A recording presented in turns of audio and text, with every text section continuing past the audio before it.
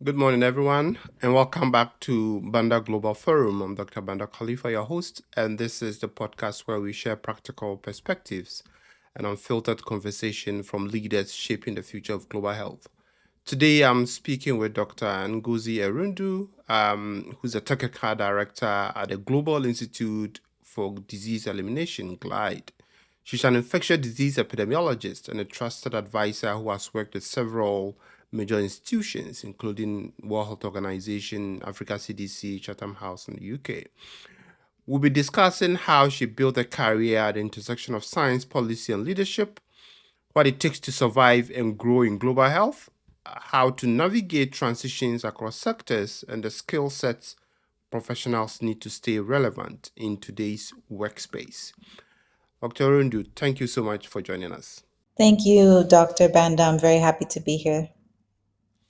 I know we've been trying to arrange this podcast for a while, and I believe this is even the most appropriate time to do it, looking at what's going on in the global health space. But Mhm. before we begin, I usually like to hear more about uh, the personal stories or academic stories of my guests. So if you could walk us through briefly your academic professional journey, where you grew up, or your journey. Yeah, sure. And thanks again. It's always really fun to be on these types of podcasts and to be able to share some insight into my life. But also, I remember being, in my 20s and knowing that I was doing public health, but not really sure what public health was. So I hope this helps somebody. So and thank you for setting this up. It's amazing that you're doing this global forum. Um, so yeah, I am Nigerian American, first generation American. Both of my parents are from Nigeria and moved to the States, and I grew up in my siblings also. We all grew up in St. Louis, Missouri, and just had a very typical, I think, immigrant I think upbringing where your parents are very strict and very serious about achievement. I don't Hmm. know any like Nigerian who can't say that. So Yeah, for go ahead. good reason. Yeah. Definitely for good reason, and I think it does pay off, even though it's very hard when you're young. But my dad was a dentist, and I knew I wanted to be like in the medical profession. And when I was in school, like let's say university, I did pre medicine. I was going to go to medical school, and then unfortunately, my dad passed away. And then when he passed away, I decided, okay, I want to stay close to my mom. So what can I do? And I remember knowing already that I wanted to work, just growing up and going back and forth to Nigeria, I knew I wanted to work in a global context, but I always saw it through the lens of medicine, which I think a Hmm. lot of people did back then because there wasn't really, public health wasn't well known. It's not like it didn't Yeah. happen, but it wasn't well known. So I had an uncle who had just done public health, and he was like, "Well, there's a really good school. St. Louis University at the time had a very good public health program, so it allowed me to be close to my mom, but also, stay in school rather than take a year and not be in school." So I did that, and I really liked it, and it made me think like this is actually what I want to do. Like I never really wanted to do patient care, like I knew I Yeah. wanted to do maybe research or something like that. So it was like, I think the moral of this part of the story is you don't have to know exactly what you want to do. If you start walking in a direction, you'll eventually get there because you get more information on your way to that goal. So I was like, this is cool. I like this. I like that there's it's global. I like that a lot of the things that I'm learning are rooted in Africa, which was always important to me. So I got an MPH. I actually got my MPH from University of Hawaii because Hmm. I transferred. Even after 1 year of public health in St. Louis, I knew that I wanted to be more globally exposed, and I wasn't ready to leave the U.S. yet. But Hawaii was in the middle of the ocean; it was close enough. So I said, "Let me do that." And it had different populations. It had South Pacific Islanders, just completely different populations if you're really interested in health and like social determinants of health. And I thought it was a fantastic experience. So that's kind of how I got into global health. And after that, I did a fellowship at Centers for Disease Control in the US, and it was a 3-year fellowship called the Public Health Prevention Service. I don't think they have it anymore. They have other fellowships, but it was going strong when I was there, and I loved it. It was 1 year in Atlanta, 2 years at a state or local health department, and I was assigned to California. But I was really blessed because a lot of my time in that fellowship was spent on global health missions. So I worked on the stop transmission of polio team in Kenya. I worked on H1N5 in Saudi Arabia, like specifically looking at surveillance and strengthening, well, strengthening surveillance for, when pilgrims come for Umrah and the Hajj. So it was excellent. I got a lot of global experience through that fellowship. Awesome. Um, but when did you decide to get a doctoral degree? And how was that experience like? Yeah, sure. So when I started that fellowship, I would say like half of the people in my cohort was like, "Oh, when we finish this fellowship, I'm going to do a PhD." Mm-hmm. And I was one of them. I'm again Nigerian immigrant, knew that I was going to be a doctor somehow, you know. So, but out of that entire cohort, I was the only person who went to do my PhD. And I don't know if you've ever heard the term golden handcuffs. Have you heard of that before? Mm-hmm. Mm-hmm. Because working at CDC, it's a federal job. After you finish the fellowship, you have a federal job. Other than this year, for most of the time, working in the federal government in the U.S. is like a sure bet that you're not going to be fired. It's Yeah. it's yeah, and CDC is still quite prestigious. So most of them stayed there. But for me, I knew I wanted to go further, and I knew that there was a glass ceiling when it came to, for me at least, for the things that I wanted to do, when it came to having just a master's. I remember Mm-hmm. being in Kenya working on polio, and, even though I wasn't a medical doctor, a lot of people in Kenya, they'll call you doctora and things like that. And I just knew that, like, when it comes to being like a young woman, especially, uh, and working in hierarchical societies, like a lot of, like, I live in the Middle East now, it's very much like that. A lot of places in Africa are like that. Even having the knowledge but only having your master's can be very limiting. So I Yeah. knew that I needed a PhD, and I also was very interested in research. So it was both of those reasons. Awesome. Awesome. Okay, so I know a lot of things have been going on, and listening to your story, I can see how you've progressed from, you know, different stages and having worked in different sectors across different continents. And we all know public health can be really challenging, and especially now being very competitive. So, what personal strategies or mindsets have helped you continuously throughout your journey? Yeah, I think that's a great question. I'm really big on mindset, thought work, prayer. I would say, like, when I decided to get a PhD, I only applied to one school. I knew I wanted to go to London School of Hygiene and Tropical Medicine, Mm-hmm. and I remember my boss at the time. This is when I was in California, saying like, "That's a very prestigious school, and it's very difficult to get into." And I was like, "Okay," and he wasn't being rude. He was just trying to tell me to apply to more than one place. And Yeah. I'm not saying that's a bad strategy, but I think focus is really important. And I think, like, if you have your eyes set on something, getting the information, doing what you need to do to position yourself really well, and having the confidence to go forward is really important. So many times in my life, if I want something, I just do my best to get there, but I usually focus. That doesn't mean that sometimes you're not going to fail, and sometimes you're not going to need to do an alternative strategy. But I really do believe that, like, I believe in God. I believe that, we have a destiny, and we have a path to get there. And sometimes it's just about finding that. And so if something is in you and you really believe that it's in you, you have to work towards it. I'm not saying things are just going to fall out of the sky, but if you work towards something, and you do what you can to kind of get the intel to get there, I think you'll get there. And I'll give an example of that intel, or some of the steps that I took. So before I even got into London school, I decided to move to London. I was like, I'm going here. They took a long time. I saved up. I moved to London. I met with several professors. I had emailed them before, and some of them responded, but some of them were more cold than others. So the ones that were warm, I met with them in person. I told them this is what I want to do. Okay. I tried to co-create with some of them, because some of them maybe didn't know exactly. Oh, they're not as aware about infectious disease surveillance, but they're more Mm-hmm. interested in costing. I just talked to the different people, and it was about, I think, after the third month of me being in England. This is not easy. It takes, like, you have to save up. Yeah. Some not going to be able to do this. I didn't have any money from anybody else except for myself. My family didn't wasn't able to help me. Um, I After 3 months, I got in, and I had a because going to school in Europe, you basically get in if you have a supervisor. So it was all about Mm. like getting the Yeah. supervisor. And the funding came as well, but came later, and that's a whole different story. So that's how I got into London school. That's my story there. So that's Okay. usually my mindset. Yeah. Hmm.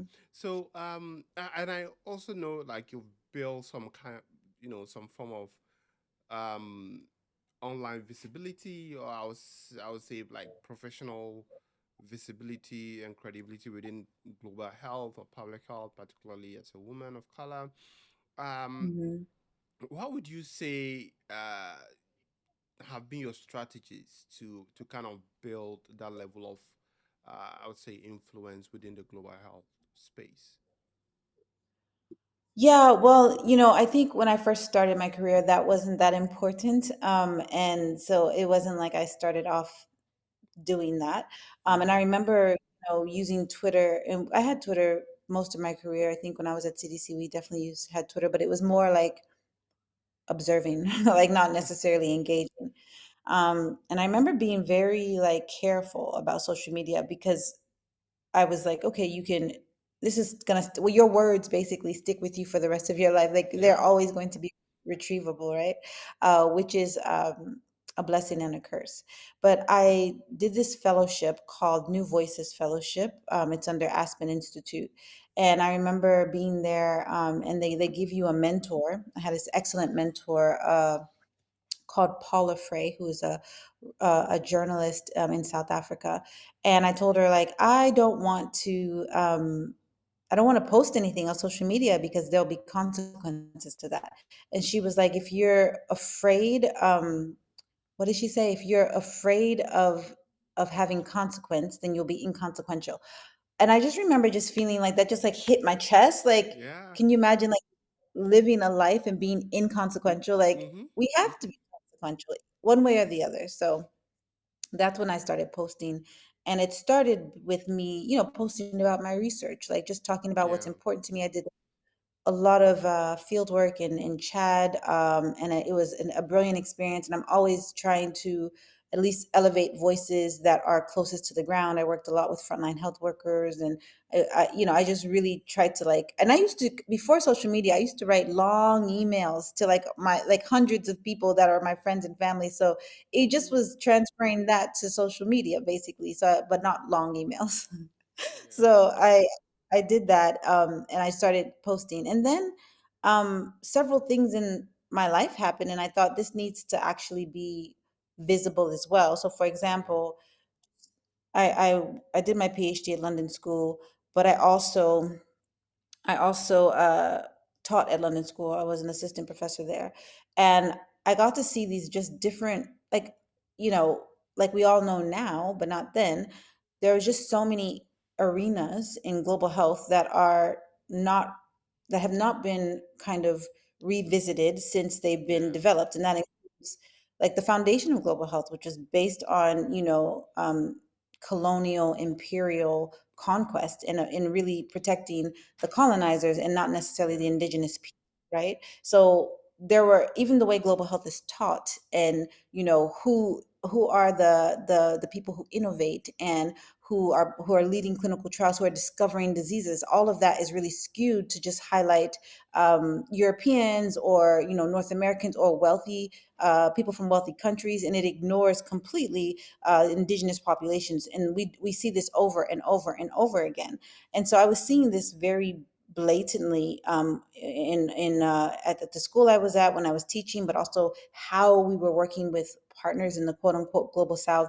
And so I wrote about that too. And that's when like I really got sucked into this kind of world of, equity and having Mm-hmm. dignified partners in global health. I never made a plan to be part of that, but I was just writing about what I saw. Yeah. So yeah. Yeah. Okay. Yeah. I mean, you've highlighted a very important point. most of the time people, reach out. They don't like they want to build some form of visibility online, but they don't know where to start from. And as you said, you have to start from, your current niche, what you're working on, what interests you. Is it about your research? Is it about your work? Whatever you're doing, you can write about it. Um, but I've also have encounters of people, telling me every time about their rejections in their career, not being able to get a job or applying to multiple roles. And I know you being in global health or public health, you've equally faced some rejections along the way. How have you managed those moments? What approach have been like the most effective for, maintaining your resilience? Yeah, that's a great question. I think, I think not being deterred is really important. So, like, I think life is just full of opposites. Like, if you've never felt cold, then you really don't know what hot is.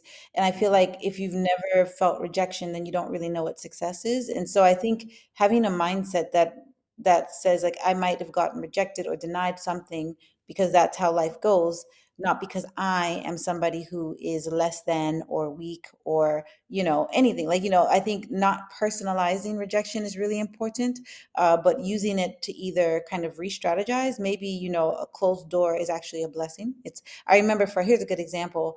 I've had the privilege to work at WHO, CDC, advise Africa CDC, many governments, given hundreds of lectures. I've had a lot of opportunities to work with institutions. But the one institution that I haven't been able to work with is the World Bank. And Mm-hmm. I applied to several World Bank fellowships, several World Bank consultancies. I have had interviews. They're like, "Oh, it's just between you and one other person," and then it's the other person. And so I just, even this at this point in my career, am I like, oh, I hate the World Bank? No, I don't. I think that, those doors closed and other doors opened and I walk through them.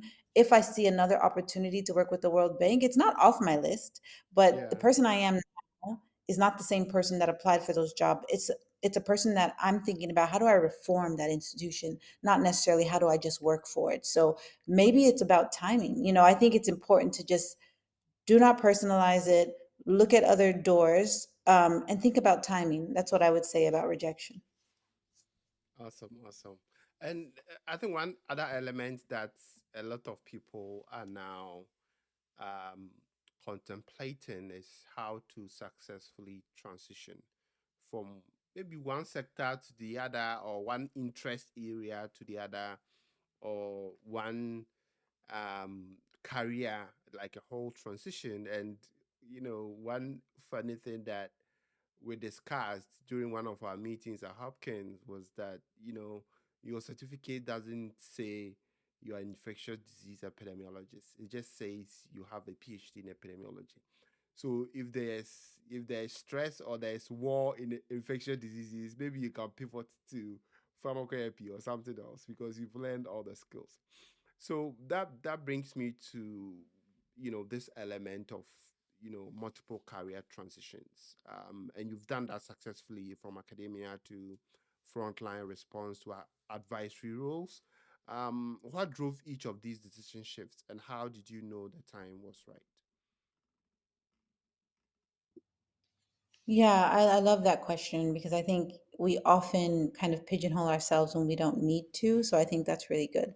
Um, I would say two things. Like doing the PhD, one thing I loved about the PhD, and there's a difference between doing a PhD in the US and Europe. I think when you're really kind of experienced, doing a PhD in Europe is actually quite good because it's very much self-led. It's like kind of you don't take classes unless you need to. It's really self-directed, and so just to give that hint there, if you have done a fellowship or a master's, sometimes doing the PhD in Europe is better. If those aren't your only choices, there's PhDs in Africa and China as well. But I'm just saying, that was my experience, and so um, doing that PhD, a lot of my recommendations. like most of our recommendations, are going to be very much policy embedded. So even though I was doing deep research, I knew that I wanted to do policy. I knew I never wanted to be a long-term academic. So trying to find ways when I was in academia to lean into policy was something that was really big for me. One thing that I did when I was at London School was that I held kind of a policy forum looking at, because I was also part of the Ebola response. So looking at like what's next after the Ebola response. And one big gap that I saw was that global health security and universal health coverage narratives, financing, um, different, important components of the two kind of policy lenses were really fracturing cohesive public health response on the ground. And so I raised money, brought everyone to London School, and we had this policy forum, and that was fantastic. And that caught the eye of people at Chatham House who offered me a fellow position, associate fellow position. So that's one thing, is just taking the initiative, leaning into the thing that you're interested in. So, for example, if you're interested in technology or pharma or something, step out. Like even if it's not paid, step out, do something, meet people, go deeper into that area so that you can just kind of hop over there when you want to. Having the networks is really important. So that's how Yeah. I kind of got 2 feet into policy. I'll also say when I was part of the Aspen Institute, I remember they did this exercise with us where we had to draw a triangle, and in the middle of the triangle we had to put our expertise. So I Okay. put epidemiology, and then for each angle or each point of the triangle, they said, okay, now put some other areas that you like or you're interested in, or you could talk about if you needed to. So one thing that's really important to me is African geopolitics. I follow it. I participate in it as much as I can. So I put Africa. Then, if I think about epidemiology, I usually think of infectious diseases, Yeah, of course. but I can also talk about behavior, lifestyle changes, things like that. So I put that there.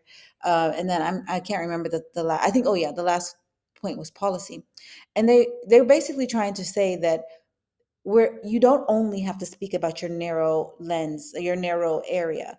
You probably know more in different areas than you think you do.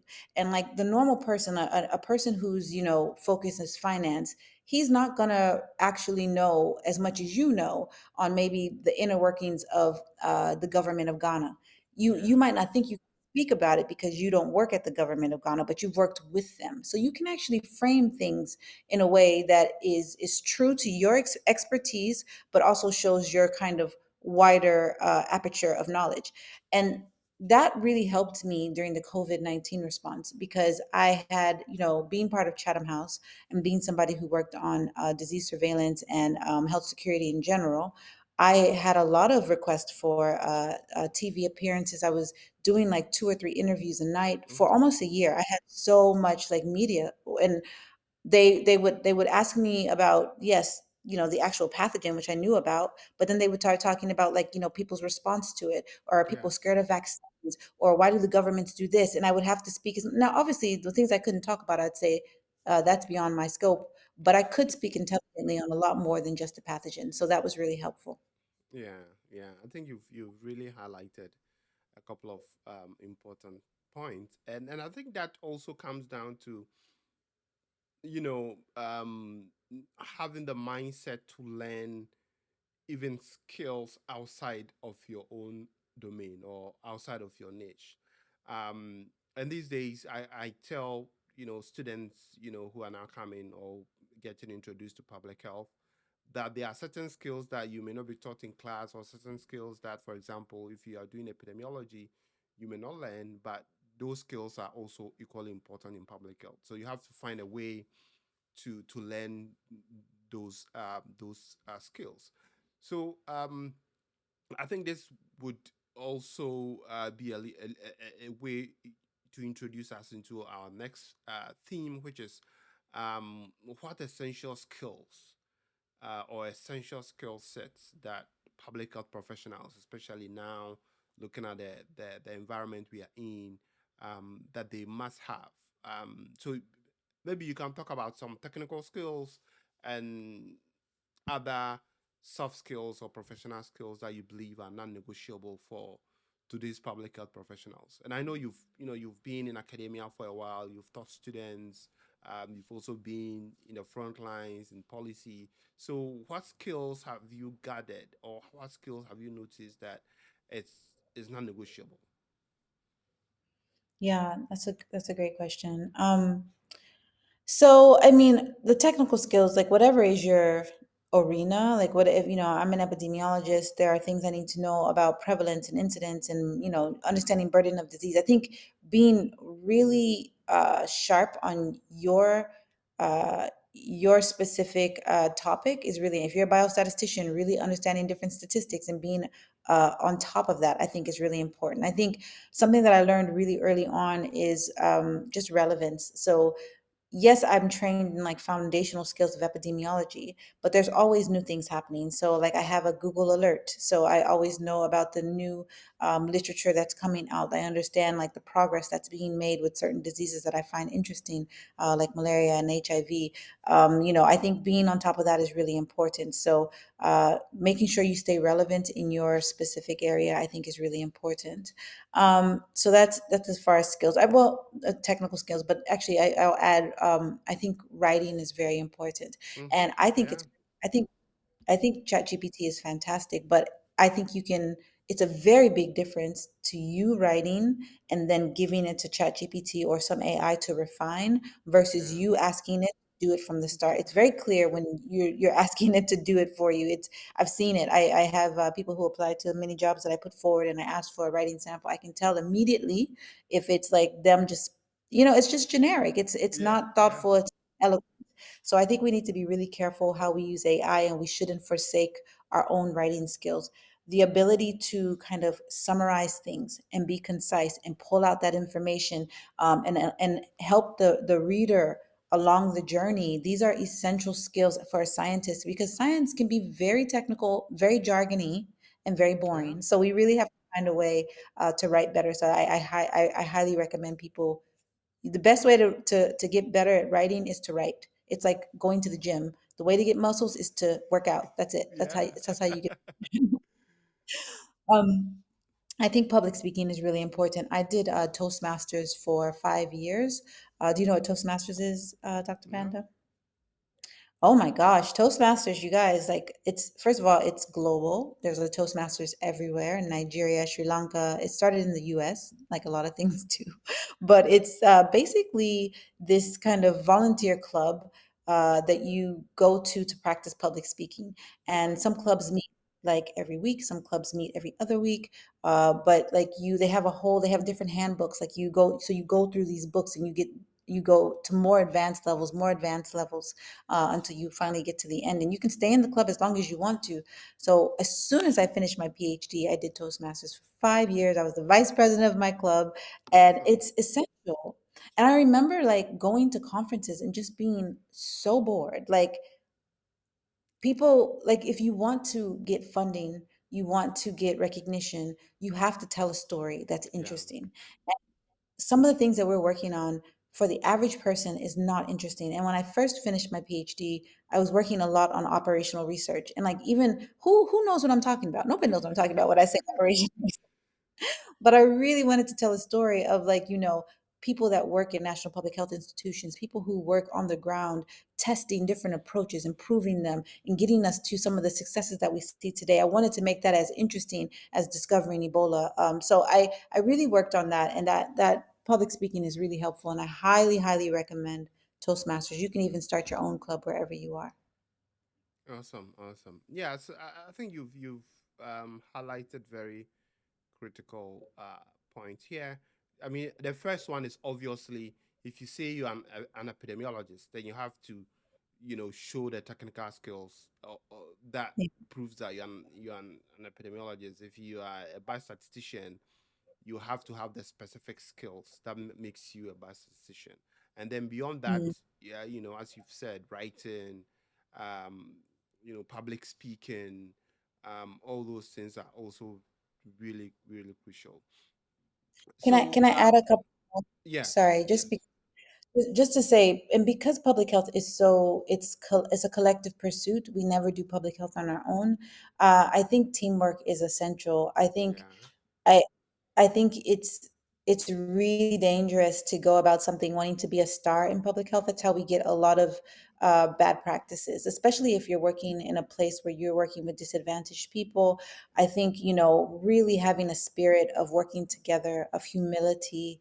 I think that's the best way forward for public health. It's not an individual sport. Even if you are Yeah. a biostatistician, even if you are just doing some analysis in the back room, you still have to talk to the other people on your team to understand context. So really trying to, even if you're an introvert, talk to people, make sure that you're doing this collectively so that you can have the best product. That's what I would say as Mm-hmm. well. Thank you. Yeah, yeah. That's, I mean, interpersonal skills or teamwork, that is Yeah. also an essential element because as you said, global health, public health, you are working in a team. You're working with different people from different backgrounds. So being able to master that skill will take you into like so many places you would never imagine.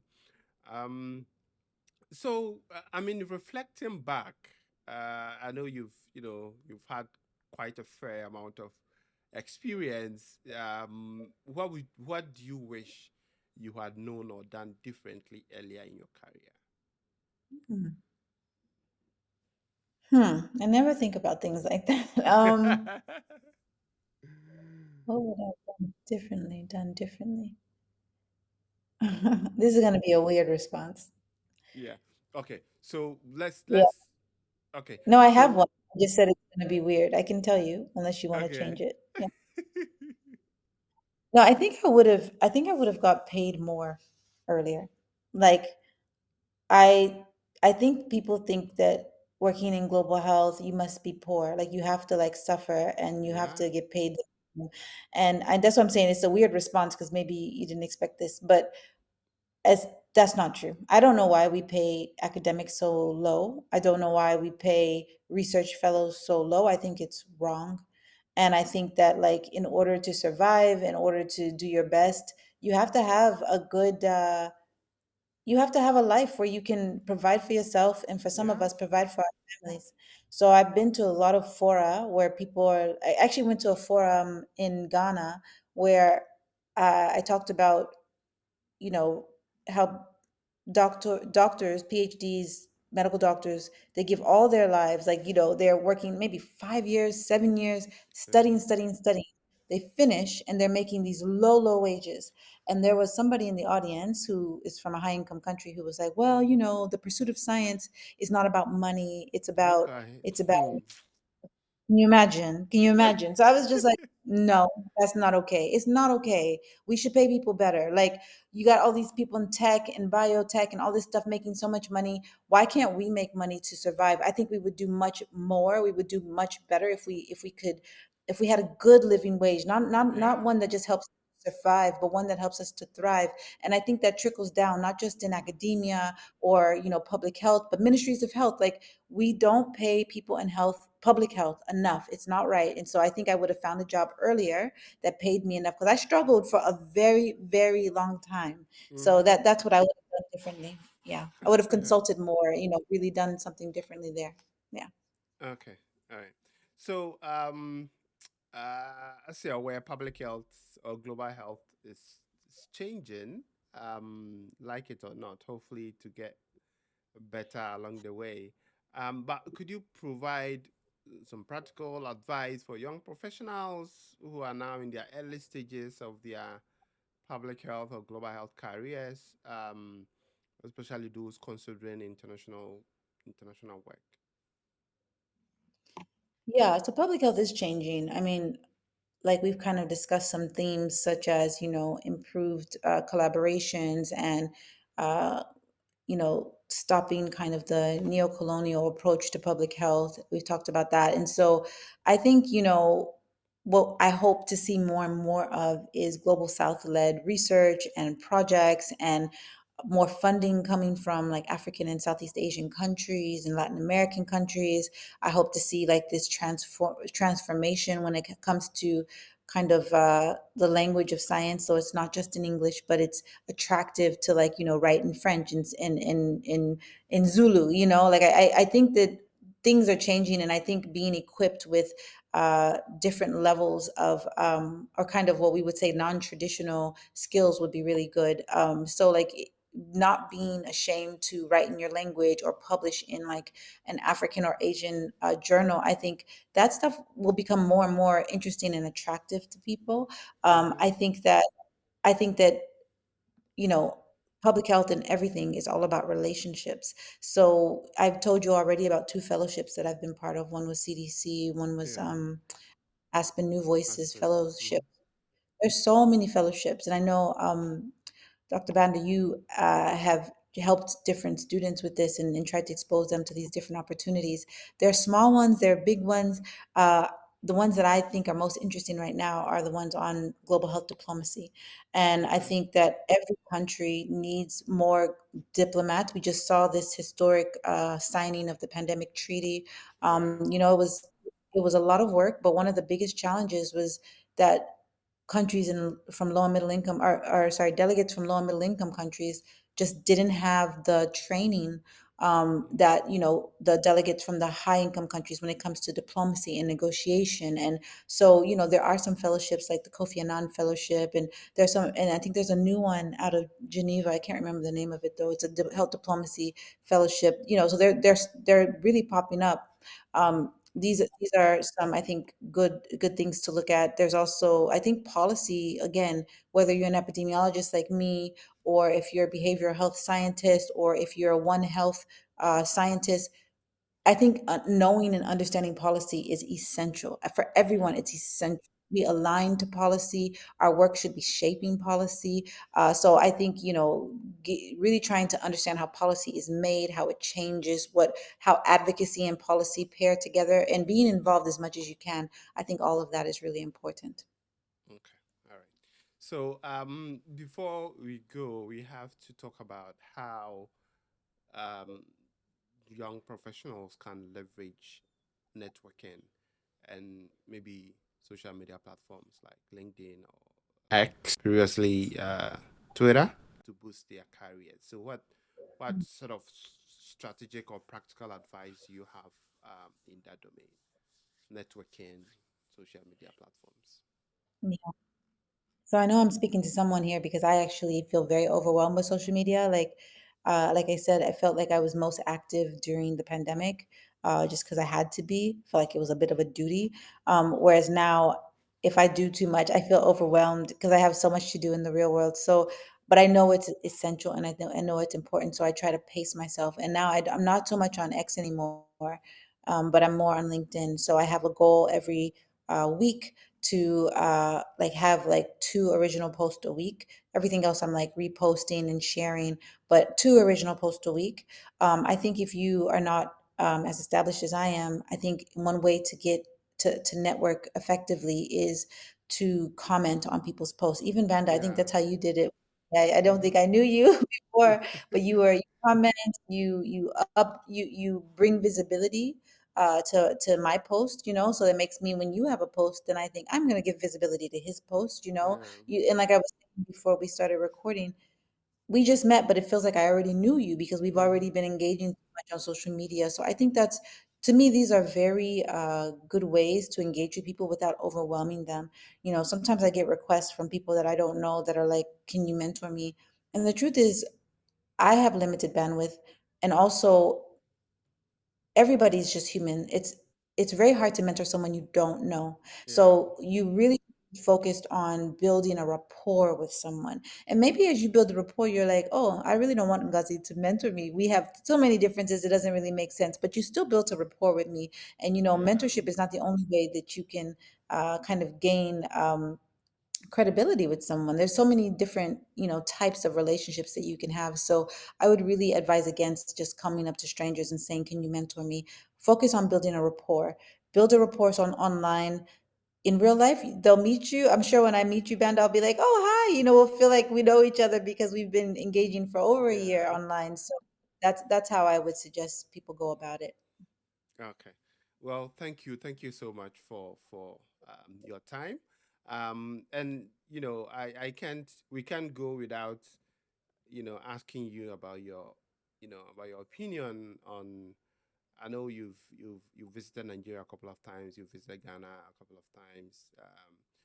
If you were not a Nigerian, which country would you rather be from? if I wasn't Nigerian? What country would I Which be African from? That's hard. country? African. It's hard to ask a Nigerian what other, because Nigerians are very proud, and most it's hard. Most of my family lives in Nigeria. I go very often, so it's hard to think that. But like, I think as far as I really like Kenya. I really Mm-hmm. like Kenya. I like the people. I think they're fun. They can dance. I love Nairobi. I've spent a lot of time in Kenya. The only thing that hurts me about Kenya is the food. No offense, Kenyans, no offense, but Nigerian food and Kenyan food are like on the opposite spectrum. Opposite, yeah. Yeah, so that's the only challenge. But I'm sure, like, there's a lot of kind of the Indian Kenyans, they have like the spice stuff in Mombasa. So I could probably get down with that. But I do like the spirit of Kenyans, and I think Kenya would be a cool country to come from. And I like how proud they are of themselves. So Mm-hmm, mm-hmm. Okay. So, I mean, what do you do in your leisure time if you're not at work or you're not, doing something work related? What do you typically do for fun? I have to be honest, like, this is something I'm working on. And because I work a lot and I travel a lot, more than working is travel. I travel. I just spent a month outside my house going from Geneva to China to Ethiopia, and I got back about 3 days ago. So it's a lot of travel. So it makes it very difficult to kind of have a hobby. But like over the last few months, I've decided I'm going to have a hobby. So I mean, other than like I do work out, like I cycle. But also, I'm thinking of horse riding. So I've been doing Mm-hmm. research on like how much does it cost? Because I'm in Abu Dhabi. I don't know if I said that, but I'm in Abu Dhabi, and there's a big horse culture here.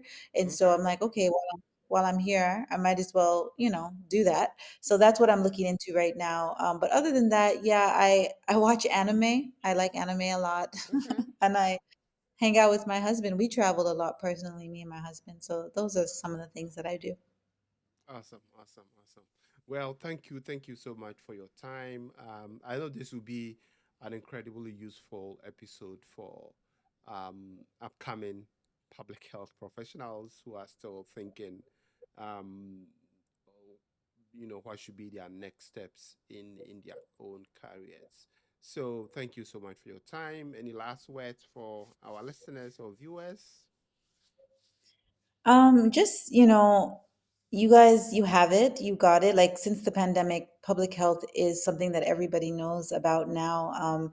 And so you have a real opportunity to kind of step into it, shape it, make it better. No matter where you come from, you can lead in public health if that's what you want to do.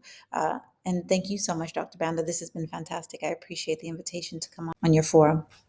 Okay. Thank you. Thank you so much for your time.